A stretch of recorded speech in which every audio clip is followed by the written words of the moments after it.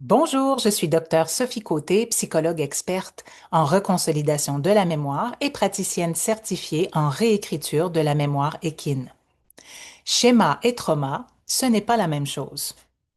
Beaucoup pensent à tort que tout schéma comportemental problématique vient d'un trauma. Aujourd'hui, je vous explique pourquoi cette confusion limite la compréhension et l'intervention thérapeutique. Schéma et trauma, ce n'est pas la même chose. Un schéma, c'est une stratégie adaptative. L'organisme l'apprend pour gérer des situations répétées, inconfortables ou stressantes afin de minimiser l'inconfort ou la souffrance.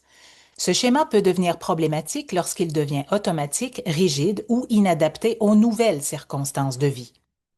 Par exemple, un cheval qui sursaute au moindre bruit, ce n'est pas forcément un trauma. C'est un schéma d'hypervigilance construit par l'expérience répétée d'un environnement imprévisible. Par exemple, ce ne sont pas des événements extrêmes qui construisent ces schémas. Des situations inconfortables ou désagréables répétées dans le temps suffisent. L'organisme cherche alors à s'adapter pour réduire la souffrance. C'est cette adaptation qui devient le schéma. Dans le cas du cheval, hypervigilance, défense, résistance, sans trauma unique dans son passé. Un trauma, c'est différent.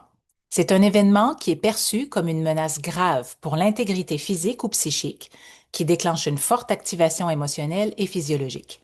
Il laisse une trace durable dans la mémoire émotionnelle, des souvenirs intrusifs, des flashbacks, des réactions disproportionnées, ce qu'on observe dans le trouble de stress post-traumatique.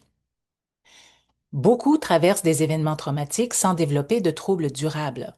Ce qui fait la différence, c'est le tempérament et la résilience de l'individu, le contexte global, le soutien et la régulation émotionnelle dans les heures et les jours qui suivent, et des interventions comme les séances de complétion biologique ou la reconsolidation de la mémoire.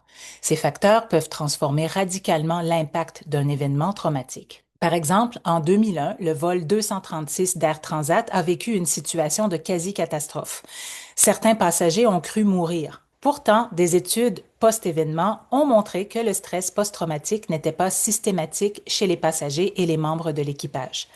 Même face à un événement perçu comme extrême, la mémoire émotionnelle et la prise en charge immédiate font toute la différence. Schéma et trauma sont deux réalités distinctes.